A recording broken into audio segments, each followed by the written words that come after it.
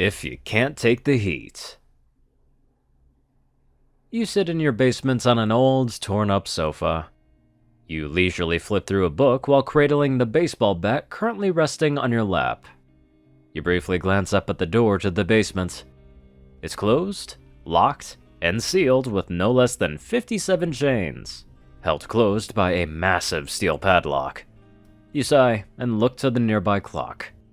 It's 1 a.m., meaning you've been down here for about an hour. You sigh again.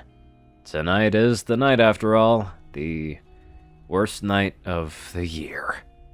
At right around midnight, it became that time of year when the mares of Equestria go into heat. For most, this isn't all that big of a deal. At best, it's a mild inconvenience that will cause a bit of discomfort for a couple of weeks until the season ends.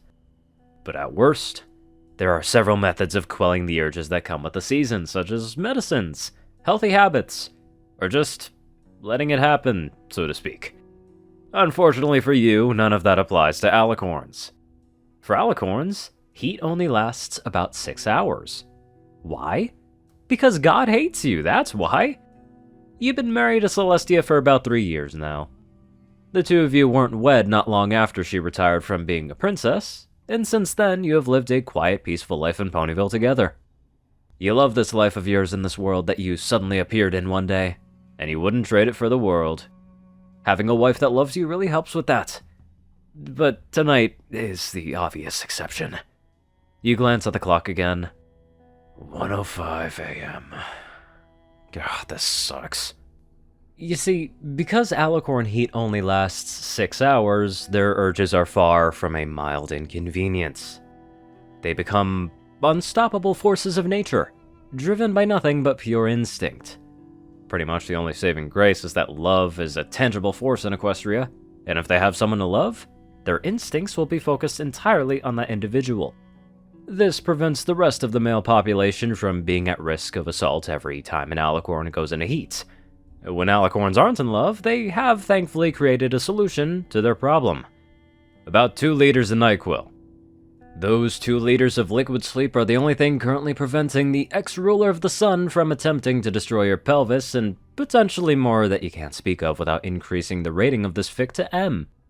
This is of course also why you've locked yourself in the basement as best you can. As far as you know, she's sound asleep, and probably will be for longer than is healthy. However, as you learned a few years ago, it's better to be safe than sorry. Apart from the locks on the door, your baseball bat, and the potentially dangerous amount of NyQuil in her system, you also secured your bedroom, where she is currently sleeping, with a similar number of locks and chains. Also, she's cuffed to the bed, and the bed is surrounded on all sides by a wall of barbed wire. She consents to this, you swear. You glance back at the clock. 1:06 a.m. You need to stop glancing at the clock, dude. You yawn, then shake your head. You can't afford to be tired tonight. If you fall asleep, there's a good chance you'll never wake up again. In an attempt to calm your nerves, you take a deep breath. She's asleep. Everything is gonna be fine. Oh dear. From a floor above you, you hear a voice. It speaks with such saccharine sweetness, it makes your skin crawl. Sunshine. You gulp and become as still as a stone. Come on, I can smell you, you know. You put the book down as quietly as you can and pick up the baseball bat, clutching it tight against your chest as you try to stop yourself from hyperventilating. You look up at the reinforced door. The light that's coming from beneath it becomes partially blocked by a shadow. Your eyes go wide as you hold your breath. Suddenly, the door begins to slam. Nani, I know you're down there. If that door doesn't hold, you're gonna die. You let out a relieved sigh. She isn't sane enough to figure out how to get that door open. Plus, those chains are enchanted. There will be no magical blasts that blow that door off of its hinges tonight. You learned that lesson last year. You scream in terror as the door remains perfectly intact. But the walls on both sides of it are completely destroyed. providing more than enough space for the pony-shaped predator on the other side to slip through. Her face slowly peers around the corner, her eyes wide and her pupils dilated. The smile on her face is the stuff of nightmares, and you force yourself to your feet with your baseball bat at the ready. Oh, there you are. Tia, don't do this! Neither of us wants this! You always say that. Tia, I'm warning you! She slowly sachets towards you, flaring up her wings as she does so. She's drooling, and if you didn't know any better, you'd think she was gonna eat you alive. Well, that's probably an apt way to put it, actually.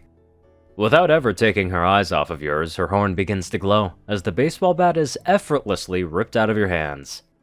She magically snaps it in half before dropping it to the ground. Now then, I've got you for the rest of the night, Nani. You glance back up at the clock one final time. 1:10 a.m. Well, you regret nothing. You slowly open your eyes for the first time in days. Looking around, you immediately recognize the area around you as a hospital room. For a brief moment, you wonder why you can't move. That is until you look at yourself and realize that you're in a full body cast, with the only parts of you that are exposed to the outside air being your eyes and nose. Sitting in a chair not too far away is an extremely guilty-looking Celestia, who notices that your eyes are open. Oh, good morning, sunshine. You try to say something back, but all you can manage to do is make a muffled mumbling sound. Yes, I'm extremely sorry, my sunshine. I couldn't help myself. You glare at her, knowing that even if you wanted to say something, you couldn't. If it makes you feel any better, your performance was incredible. You roll your eyes. In spite of everything, you love that mare, you really do. You just wish you weren't so used to getting stuck in this cast every year. Did you know the author wrote this story in 1 hour off of no sleep? I don't know how he does it, but every single time, no matter what, he always creates something awesome. Anywho, let's get on to our prepared donators. Top donators: Jessie Smith, Star630, BadassWaffle, Onlyonething, Ceru, Orion, and Caladis. Matchfic, Jock, Rayden, Runescythe, Will, Twinkie, Luigi, Chancellor, Crust, Big Smoke, Murder Princess, Little Mighty, Solar Symphony, and many more amazing people. Thank you all so much for watching this video and live life to the fullest.